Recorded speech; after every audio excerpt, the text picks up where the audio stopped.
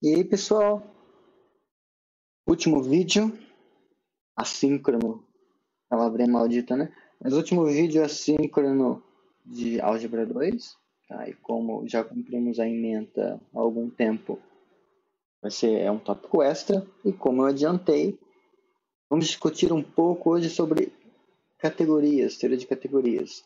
Tema que implicitamente eu tentei ensinar para vocês ao longo do curso e agora eu vou tirar o véu que escondia as coisas, tá?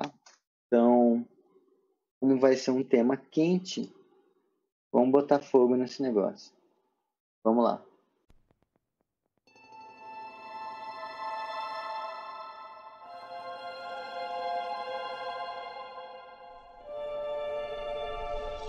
A definição de categoria é das coisas mais simples que existem, tá? E eu não vou ser muito preciso com questão formal, porque a parte formal de categorias é algo que ou é muito fácil no sentido de que as pessoas ignoram, ou é complicado a ponto de as pessoas ignorarem por isso. Então, uma categoria C, tá? É um par aqui, OBJC, ARRC, onde esse OBJC é a classe dos objetos, então esse OBJ é de objeto, classe dos objetos de C. E ARR é a classe das setas, então esse ARR é em alusão a arrow, né? Mas por que eu não abreviei como SET? Porque SET é a abreviação que o pessoal usa para uma outra categoria, que é a categoria dos conjuntos. E um conjunto, em inglês, é set, SET. Então, por isso que eu abreviei como ARR, de arrow, tá? De seta. Então, tem mais coisa, tá? Mas a princípio, só o que isso quer dizer? Numa categoria, você tem coisinhas que você pode representar como se fossem pontos, e as setas que relacionam esses pontos. Então, você tem uma seta, pode ter uma seta aqui, pode ter uma seta aqui, pode ter uma seta aqui, pode ter outra seta aqui, pode ter uma seta voltando, pode ter uma seta que sai daqui e vem para cá, pode ter uma seta que vem aqui, outra que faz isso, uma outra que faz isso. Aqui, pronto. A princípio são objetos e setas. Tá? Nesse sentido, você pode pensar que, de certa forma, uma categoria é uma espécie de grafo, ou multigrafo, né, onde você tem vértices e arestas, mas seria um grafo orientado, né, porque as setas elas têm começo e têm fim. Tá? Mas vou explicar um pouco melhor isso. Então, a princípio, você tem esse desenho, mas não é só isso, não é só uma classe de objetos e setas. Essas setas, elas satisfazem certas condições, há certas imposições que a gente faz para que uma coisa possa ser chamada de categoria, para que um par de coisas, um par de objetos, um par de classes, né, onde uma classe você pensa como sendo objetos e outras como você pensa como se fossem setas, mereça ser chamado de categoria. Coisas são essas. Primeira coisa é essa aqui, que você tem uma função, digamos assim, tem duas funções, a função DOM e a função COD, que associam as setas a objetos de modo... Assim, isso é só uma formalização, tá, desse negócio aqui. Você pega uma seta, Fzinho, vou representar com uma letra, isso vai mandar num negócio que a gente vai chamar de DOM de F. Isso aqui pega uma seta e manda em outra coisa que a gente chama de COD de F. Tá? Domínio e codomínio. Quando a gente escrever uma coisa desse tipo aqui, ó, F de A em B, vai ser uma abreviação. Quando a gente escrever dessa forma, isso vai ser uma abreviação de que F é uma seta cujo domínio é A e cujo codomínio é B. Tá? Então, a princípio, a gente está só fazendo umas restrições aqui de linguagem, a princípio. Okay? A outra coisa é que sempre que a gente estiver num cenário assim, ó, a gente pode escrever assim também. Ó, A, F, B. Tá? Então, a gente está com uma seta cujo domínio é A e cujo codomínio é B. Imagina que eu tenho outra seta agora, G. Nota que o codomínio dessa é igual ao domínio dessa. Sempre que a gente estiver nessas condições, a gente tem o direito de montar uma nova função ligando A a C. Função não, perdão, uma nova seta ligando A a C, que a gente chama de G bola F. É a composição. Tá? Em certo sentido, ela é o que você obtém quando você primeiro sai de A e vai para B via F e depois vai de B até C via G. Nota que há quem escreva Aqui a gente escreveu G bola F, mas você pode pensar, mas F veio antes, G veio depois. Só que aí na hora de você escrever essa composição, você escreveu ao contrário. Bom, é porque depende de como você interpreta e de quais serão as coisas que você vai fazer, porque como eu pretendo sugerir isso um pouco, pegar muita coisa e colocar nesse disfarce de categorias, muita coisa. Mas, dependendo do cenário que você vai fazer, você vai trabalhar, esses objetos aqui, esse A, esse Bzinho, esse Czinho, eles têm, digamos, subobjetos, eles têm elementos que são aplicados a essas setas, que interagem com essas setas. Pode ser que não exista, pode ser que exista. Mas é quando você está nesse cenário, o que você faz primeiro é pegar o que está aqui e fazer interagir com a F, ou seja, primeiro você age a F, e a gente, em geral, escreve desse lado, e depois aplica G. Tá? Mas, a princípio, não tem nenhum problema escrever ao contrário, é só uma questão de convenção de notação. Tá? Mas então a outra exigência é essa, que sempre que você tiver duas setas nesse formato onde o domínio de uma você meio que pode concatenar elas, sumir com esse cara do meio e ir de um extremo a outro, tá? A outra coisa é que sempre que essas composições estiverem definidas, essa composição é associativa. E finalmente, todo objeto tem uma seta identidade, ou se preferir uma seta neutra. Tá? Em que sentido? Nesse sentido aqui, ó. Pega o objeto, vamos pegar o objetozinho A. Tá? Aí imagina que você tem uma seta F que sai do A e chega em B. Essa seta neutra é no sentido de que ela sai do A e vai para o A. Então, digamos que você está aqui com essa seta aqui. Vou chamar ela de id de A, identidade do A. Tá? Ela ser neutra significa que quando você fizer essa composição aqui, do A para o B, ou seja, vai ser F, bola, id de A. Isso aqui é como se nada tivesse acontecido, tá? O próprio F. Nota que isso faz sentido porque F sai de A para B. F, bola, identidade, também sai de A para B. Então, sentido faz. Então, tem que ser desse lado e também do outro lado. Se você tivesse uma coisa assim, ó, C, A, e aqui um Gzinho, e aqui é a identidade do A, e você fizesse essa composição, ou seja, identidade do A, bola G, isso aqui dá a Gzinho. O que também faz sentido porque essa composição é uma seta que sai do C para o A, e a G é uma seta que sai do C para o A. Então, uma categoria é uma coleção, em algum sentido, tá? Isso pode ser bastante problemático dizer assim, tal que todas essas coisas acontecem. Eu não coloquei aqui uma restrição um pouco mais técnica sobre a coleção das setas entre dois elementos formarem um conjunto ou formarem uma categoria, tá? Que isso é dizer que a categoria é localmente pequena, não sei o quê. Isso, para um vídeo introdutório, não vem ao caso. Mas existem algumas outras restrições que se coloca, tá? Para uma categoria geral, ou mais ou menos geral. E ainda há outros tipos de restrições que você vai ter categorias mais particulares e tal, mas a princípio uma categoria é isso. Tá bem abstrato, né? Então, vamos dar uma melhorada aqui nesse negócio. Então, vamos ver uns exemplos de categorias. O primeiro exemplo que todo mundo vê, acredito eu, é essa categoria aqui, set. Algumas pessoas colocam sets, mas alguma coisa assim, set, categoria dos conjuntos. Vai ser bem informal, então, como objetos a gente tem conjuntos e como setas a gente tem funções. Tá?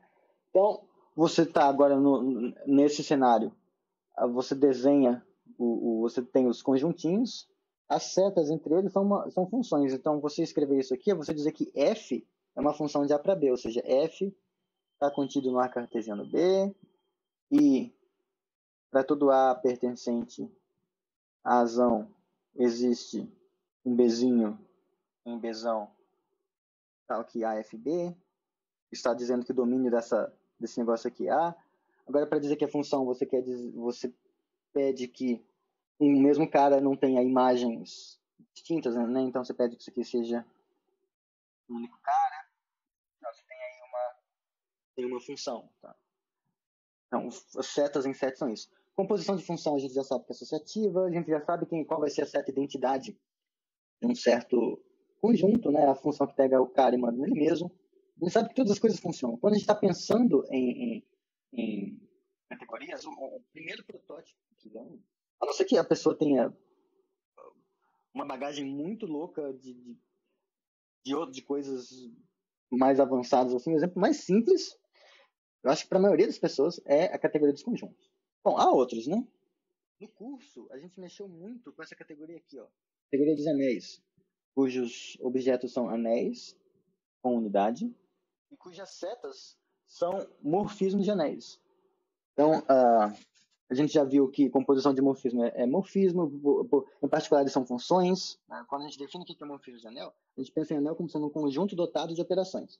E aí o morfismo de anel, em particular, é uma função. E a composição de morfismo de anel vai ser a composição de função. Então, em particular, a composição de morfismo é associativa, porque a composição de função já é. E como identidade, a função identidade de um anel visto enquanto conjunto, ela é um morfismo de anéis, então é bem fácil ver que quando você pega essas coisas aqui e monta e olha com as informações que tinha dado antes, você vai ter uma categoria. Agora um exemplo um pouco mais interessante. Como eu chamo isso? Chama essa categoria de E, de esqueleto. Os objetos dessa categoria vão ser números naturais diferentes de zero. Isso. Eu deixo zero também. Não, sem o zero. E as setas, matrizes com coeficientes, eu vou colocar aqui em R. Mas podia ser qualquer coisa. Vou colocar com coeficientes em Z. Matrizes com coeficientes em Z. Objetos são números naturais e setas são matrizes em Z. Aqui já começa a ficar um pouco estranho, porque eu não estou falando como são essas matrizes, né? Nesse caso, não é questão de que vocês não estão entendendo alguma coisa. É questão de que eu não estou explicando direito. O que é muito comum em textos de categorias mais avançados. O pessoal não vai explicando as coisas e por eles esperarem que o leitor cozinhe as definições mais naturais, às vezes eles não explicitam as coisas. Isso dá bastante raiva às vezes. Mas explicar aqui, né? Se você tiver um número natural n e um número natural m, uma seta entre n e m para a gente vai ser uma matriz AJ de ordem n por m, com n linhas e m colunas. É isso mesmo? Espera aí, deixa eu pensar. Não, eu acho que falei errado. É m por m. Ela tem m linhas e m colunas. Eu estava certo. É n por m, n linhas, m colunas. Como que a gente consegue dar uma estrutura de categoria para isso, né? Sendo, já que a seta aqui, ela não é uma função. Ela é um negócio, ela é uma coisa onde a única relação que existe com n e m é a quantidade de linhas e colunas. A princípio, isso não é o que a gente está acostumado a pensar em seta, né? A gente estava pensando em função, e agora tem um negócio que não é uma função. Então a gente precisa explicitar como que seria a composição de duas setas, né? Então, imagina que você tem aqui, vou colocar 5 para 7, digamos, e 7 para 3. Você tem duas setas. Como que você montaria uma seta do 5 para 3? O que é cada coisa? Essa seta aqui é uma matriz de ordem 5 por 7. Desse lado, o que você tem é uma matriz de ordem 7 por 3. Será que a gente consegue, de algum modo, usar essas duas matrizes para montar uma matriz de ordem 5 por 3? Porque é o que a gente gostaria, né? Montar uma seta que vai daqui a aqui. Mas veja, é uma operaçãozinha que a gente pode fazer, que é a multiplicação de matrizes, né? Como que é a multiplicação de matrizes? Suponha que eu quisesse fazer o termo 1, o A1, né? O unésimo termo da unésima coluna. A gente ia pegar esses caras aqui. Nota que aqui você tem 7 caras. 1, 2, 3, 4, 5, 6, 7. E você vai fazer a combinação com os caras que estão nessa primeira coluna. 1, 2, 3, 4, 5, 6, 7. Você vai fazer assim, o primeiro vezes esse, o segundo vezes esse, o terceiro vezes esse, o quarto vezes o quarto, o quinto vezes o quinto, o sexto vezes o sexto, o sétimo vezes o sétimo. E você vai ter esse carinha aqui. No próximo, você ainda vai usar essa linha, só que agora você vai usar essa coluna aqui. E depois que você fizer esse mesmo joguinho, você vai ter essa coisa. Ainda tem uma outra coluna aqui. Quando você fizer a mesma coisa, você vai ter esse cara. Acabaram essas colunas, acabou-se a linha. Quantas linhas tem aqui? Aqui você vai ter 5. Então você vai poder repetir esse processo. A multiplicação dessas matrizes vai te dar exatamente uma matriz de ordem 5 por 3. Bom, então, multiplicação de matriz é um jeito razoável de fazer composição. Funciona no sentido de que te dá uma seta do jeito esperado. Tá? Só que multiplicação de matrizes é associativa. Então, de fato, a gente tem aí a composição, quando a multiplicação de 3 matrizes faz sentido em sequência, essa multiplicação não é associativa, é um exercício de álgebra linear 1, provavelmente. E, fora isso, dado um número n, você tem uma matriz de ordem n por n, que é a diagonal. A matriz diagonal, identidade, é 1 aqui, 1 aqui, 1 aqui, 1 aqui. Ela é 1 em todos os casos da diagonal, 0 fora. E sempre que você multiplica essa matriz de um lado ou de outro por alguma outra matriz que faz sentido multiplicar, o que você obtém é a matriz original que você tinha, que você multiplicou pela identidade. Então, de fato, essa estrutura dá para esses números naturais diferentes de zero. Com as matrizes, dá uma estrutura de categoria. Então, você pode ter categorias onde as setas não são funções, mas são apenas algum tipo de informação que existe entre um objeto e outro, tá? Outras coisas que você pode deixar nesse caso, mas que eu não vou entrar em detalhes, mas ordens parciais. Nem precisa ser ordem parcial, pode ser pré-ordem. Você tem um carinha da ordem parcial e outro carinha da ordem parcial. Você escrever isso aqui, esse cara é o x, esse cara é o y, você escreve uma seta entre eles, se e somente se o x for menor ou igual que o y. Tá? Esse menor ou igual não é uma seta, é só uma relação que existe entre os dois, mas a gente abstrai essa relação como sendo codificada por uma seta. Tá? Então, categorias podem ser coisas bem gerais. Daí que eu só quero falar de uma coisa bem simples, que foi o que ajudou foi o que a coisa de categorias que me fisgou foi isso aqui. Numa categoria, se A e B são objetos dotados de setas F de A para B e G de B para A, tais que, quando você fizer G bola F, então F sai de A, vai para B, isso aqui sai do A para o A. Se isso aqui for identidade do A, quando você fizer a outra composta, também tem que estar definida. Isso aqui for a identidade do B, dizemos que A e B são isomorfos. Já ouviu essa palavra, né? São isomorfos em C, na categoria C, onde a gente está trabalhando. Coisas que eu não estou mencionando, mas que não é difícil se convencer. A identidade de um objeto, tem que existir pelo menos uma para ser uma categoria, ela é única. Aquele velho truquinho de você supor que tem duas identidades e compõe uma com a outra e vê que uma vai dar outra, outra vai dar uma e isso vai ter que ser igual. Então você mostra que as identidades são únicas. Então cada objeto tem uma única identidade. Aí esse isomorfismo aqui, dizer que esses caras são isomorfos, dado um isomorfismo, dado uma seta que faz isso, existe uma única seta, no máximo uma, que faz isso. Se existe é quando eles são isomorfos e aí, beleza. Mas o ponto é o seguinte, quando a gente está em categorias, a gente não tem o direito, a princípio, de pegar um elemento de um objeto.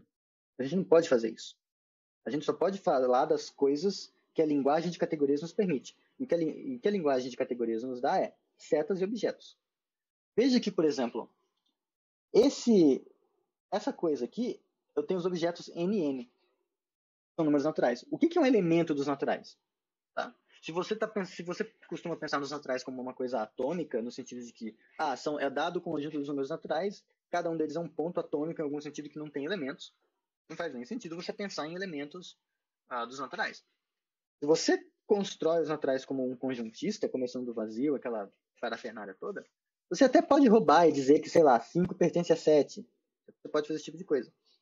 Mas você está usando informação de conjuntos para fazer isso, uma informação particular que não é dada, a princípio, na categoria aqui. Porque você estaria pegando um elemento de um elemento.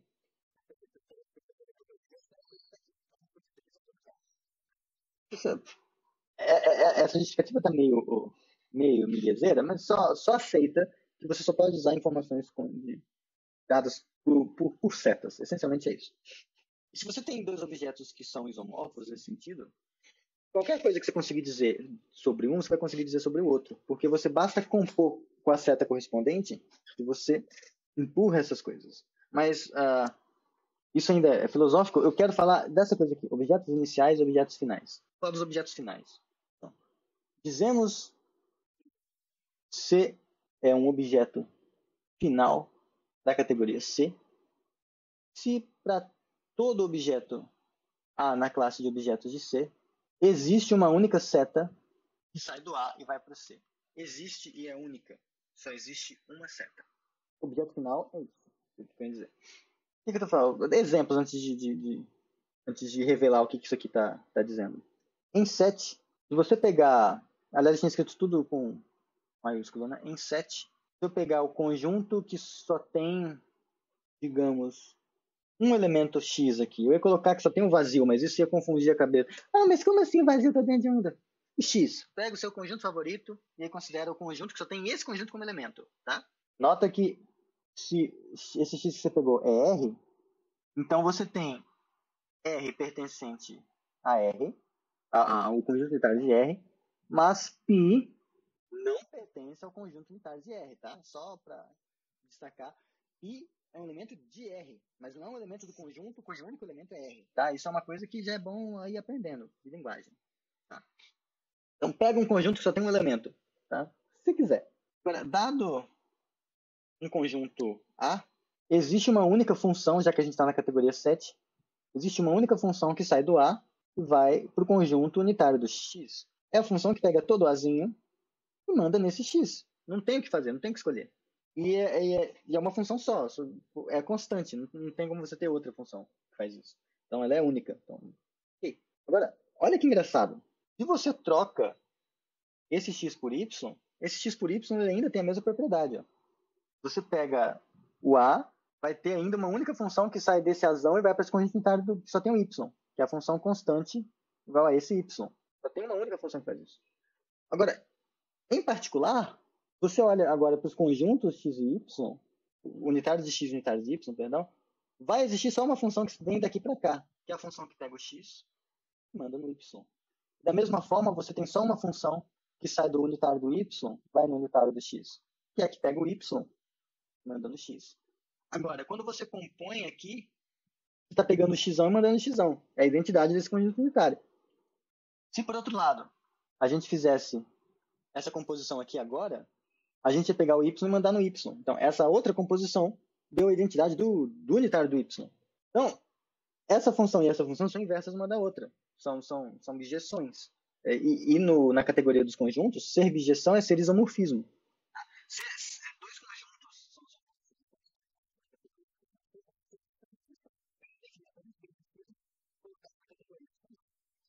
Mas então, o que você chega à conclusão é que esse x e esse y são objetos isomorfos. O que era óbvio, porque ambos têm o mesmo tamanho, ambos têm só um elemento. Só que isso vale em geral. Se C e D são objetos finais de uma categoria C, então C e D são isomorfos. Ou C isomorfos, são isomorfos na categoria C. Por que a gente sabe disso? Pelo seguinte, porque o D é um objeto final. Então, existe uma única seta, eu vou colocar aqui, assim, com esse tracejadinho, em geral, quando a gente quer dizer que é única, a gente coloca um tracejado. Existe uma única seta, vou chamar ela de F, que sai do C para o D. Por quê? Porque o D é final. Mas também o C é final, então existe uma única seta, do D para o C, começa de G.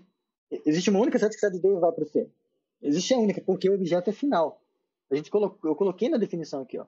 Objeto final, se existe uma única seta, dado qualquer cara, só tem uma seta daquele cara para o final. Bom, mas a afirmação é que quando você fizer F bola G, ou seja, você saiu do C, você saiu do G, do D e foi para o C, começou no G. Depois foi do D pela F. Então, isso aqui vai ser a identidade do Dzinho. Né? Por que eu sei disso? O que essa composta aqui faz? Ela pega, sai do D e vai para o C. Então, aqui isso é a G. E depois ela sai do C e vai para o D pela F. Então, a composição existe. A composição nesse caso, ela está bem definida. Então, existe essa composta. Tá aqui. Só que veja, essa composta G bola F, ela é uma seta do D para o D. Só que o D é final. Então, em particular, existe uma única seta do D para o D. Só pode existir uma. Porque como é uma categoria, o D já tem a sua identidade, que é uma seta dele para ele. Então, essa única seta que existe do D para o D tem que ser a identidade do Dzinho. E sai do D e vai no D. Ora, se você só tem uma seta, que é a identidade, e essa composta aqui é uma seta do D para o D, então é porque essa seta é a identidade. Acabou. Veja, a questão de existir uma única seta, para todos os caras, ela garante que essa composta só pode ser a identidade. Acabou. No fundo, se você parar para analisar isso aqui, É o que a gente usou aqui para chegar a essa conclusão. Só que da mesma forma que a gente fez esse raciocínio, a gente faz esse. G bola F tem que ser igual à identidade do C. Então, quando você compõe de um jeito, deu uma identidade. Quando você compôs de outro jeito, deu outra identidade. Portanto, elas é um isomorfismo. C e D são isomorfos. Bastou que fosse um objeto final. A gente já viu umas coisas assim, né? Aqui, ó. Propriedade universal do quociente para anéis. Ou seja, F de A em B, um morfismo de anéis, satisfazendo esse negócio. Então, existe um único morfismo de anéis, F de A para B, tal que isso aqui acontece. Nota, existe um único. Então, o que a gente tem aqui, né? Aqui eu tenho, deixa eu escrever mais em cima. A gente tem o A projetando no A representado por I. Aqui a gente tem essa F de A em B, que é um morfismo de anéis, e tá falando que vai ter um único cara que sai daqui para cá. Se fosse, para pensar, isso aqui tá falando, é quase que o contrário do que eu estava falando antes. Porque antes a gente tinha o objeto final. Então, as coisas estavam, dado um cara, você tinha um cara, então para todos os outros, cada um deles tinha só uma seta para esse cara. Isso é o objeto final. Aqui o que a gente está vendo é uma instância de objeto inicial. Tá? Se a gente colocar essas demonstrações em um espelho, existe, no caso, se a gente pedir que para todo objeto exista uma única seta, vou colocar aqui, que sai do C e vai para o A, essa vai ser a definição de inicial, que é um objeto inicial.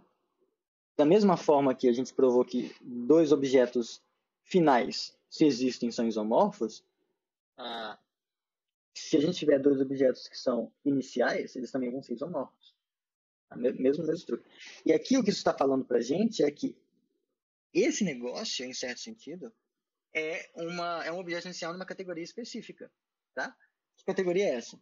Fazer isso aqui, ó. Pra vocês verem como categorias é uma coisa versátil. Os objetos dessa minha nova categoria vão ser morfismos já para B. Vou colocar assim. Você fixa o anel e você pega morfismos já para B, tais que isso aqui acontece. Pega todos os morfismos que fazem isso. Aí agora, as setas aqui vão ser morfismos mesmos, mais uma condiçãozinha. Essa aqui, ó. Imagina que eu tô com dois caras aqui. Eu tô com um cara aqui, tô com uma Fzinha, tô aqui com uma Gzinha. Certo? Um morfismo desse objeto para esse objeto, que agora os objetos são essas setas, vai ser uma seta do B para o C, tal que isso aqui comuta. Tal que quando você faz H bola F, é igual a Z. E não é difícil ver que esse tipo de coisa vai dar uma categoria. E aí quando você está falando que o quociente tem essa propriedade universal, no fundo que você está falando que ele é um objeto inicial dessa categoria específica. Então, por ele ser objeto inicial, ele vai ser único a menos de isomorfismo. Qualquer outro animal do universo que tiver essa mesma propriedade vai ser isomorfo a ele. Tá? E não é só isso. Corpo de frações, anel de polinômios, produto, soma direta, todas essas coisas você consegue ver nessa linguagem de categorias.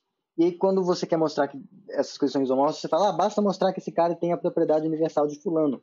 E aí você já conclui que ele tem que ser isomorfo ao fulano. Por quê? Por causa disso, tá? Então, a gente tem muita coisa de categorias que é feita em cursos de álgebra e também em cursos de análise, só que aí é um pouco mais delicado de ver. Mas essas coisas não são explicitadas. Mas assim, isso é só a pontinha do iceberg, tá? Então, assim, em geral, sempre que você vê esse tipo de afirmação, existe um único negócio, tal que alguma coisa acontece, em geral, essas propriedades universais, o que você vai estar discutindo no fundo é um objeto inicial ou um objeto final de uma certa categoria, e aí você tem uma certa liberdade moral de saber que se você pegar qualquer outro objeto que tem aquela propriedade, então ele vai ser aquele objeto, a menos de isomorfismo, vai ser isomorfo ao objeto que você pegou. Tá? Tipo aqui, ó, os conjuntos, esse conjunto não é igual a esse conjunto, só que eles são isomorfos. Esse cara só tem um elemento, esse aqui só tem um elemento. Então, do ponto de vista de conjuntos, de contagem, o combinatória, o que você faz com um, você faz com outro. Tá? Mas assim, tem muita coisa para falar de categorias. Isso foi a ponta da ponta da ponta do iceberg. Tá? E é só, digamos assim, uma parte mais de curiosidade para vocês. Se vocês quiserem saber um pouco mais, tem esse livro está pegando fogo. Cadê? Não, aqui, ó. O livro está pegando fogo, como que eu faço para parar? Não quero que o livro pegue fogo. Acho que se ficar na minha frente, ele Tá? É o livro do Michael, tá ruim aqui o trem, pera. Esse livro aqui, ó. Teoria de categorias para matemática do professor Michael, tá? É um livro introdutório bem legal de categorias, tá? Se você quer saber um pouco mais sobre o assunto, bastante mais, não é muito fino, não. Vocês vão ter um bom tempo se divertindo aí, tá? Mas enfim, é isso. Último vídeo de Álgebra 2, tá? Sobre categorias. Espero que vocês tenham se divertido, eu também me diverti. Se vocês não se divertiram, eu me diverti ainda assim. Tá? Podia ter me divertido mais, mas enfim, pela vi. É isso. Até a próxima, pessoal. Não sei quando. Tchau.